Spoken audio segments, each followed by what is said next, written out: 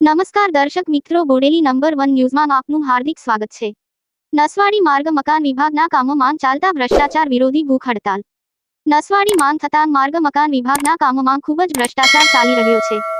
સોઢલિયાથી કકડવાણી માંગ નિયમ મુજબ મટીરીયલ વાપરવામાં આવેલ નથી, જેની તપાસ માટે 10 મહિના પહેલા તમામ અધિકારીઓને અરજી આપેલ અને વારંવાર રૂબરૂ મુલાકાત કરવા છતાં કોઈ તપાસ કે કાર્યવાહી કરવામાં આવેલ નહીં, જેથી રાહુલ ગુપ્તા દ્વારા તારીખ 31 જાન્યુઆરી 2024ના રોજ અરજી આપવામાં આવી અને તારીખ 15 ફેબ્રુઆરી 2024 સુધીમાં માહિતી અને તપાસનો અહેવાલ આપવામાં નહીં આવે તો ભૂખ હડતાળ કરવાની ફરજ પડશે। કોઈ કાર્યવાહી ન થતાં આખરે આજે તારીખ 16 ફેબ્રુઆરી 2024ના રોજ માર્ગ મકાન પેટા વિભાગ પંચાયત નસવાડી કચેરીમાં રાહુલ ગુપ્તા ભૂખ હડતાળ પર ઉતરી ગયેલ છે। રાહુલ ગુપ્તા એક અખબારના તંત્રી અને માલિક છે। અધિકારીઓ જો પત્રકારોને જવાબ ન આપતા હોય તો ગરીબ આદિવાસી જનતાની શું હાલત હશે? અહેવાલ ઉસ્માનભાઈ ઈંડાવાળા, નસવાડી।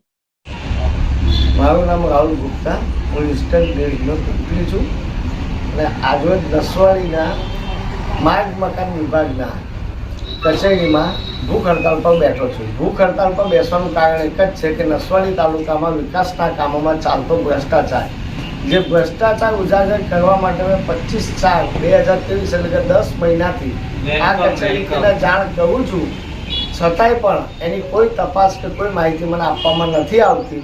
એટલે છેલ્લા કંટાળીને આજે કચેરી પર ભૂખ હડતાળ પર ઉતર્યો છું। જ્યાં સુધી કાયદેસરની કાર્યવાહી ના થાય ને મને મારી માહિતી ના મળે ત્યાં સુધી ભૂખ હડતાળ ચાલુ રહેશે।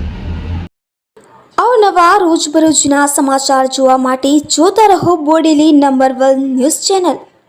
ને જો આપે અત્યાર સુધી આ ચેનલને સબસ્ક્રાઇબ ન કરી હોય તો સબસ્ક્રાઇબ કરો અને શેર કરો।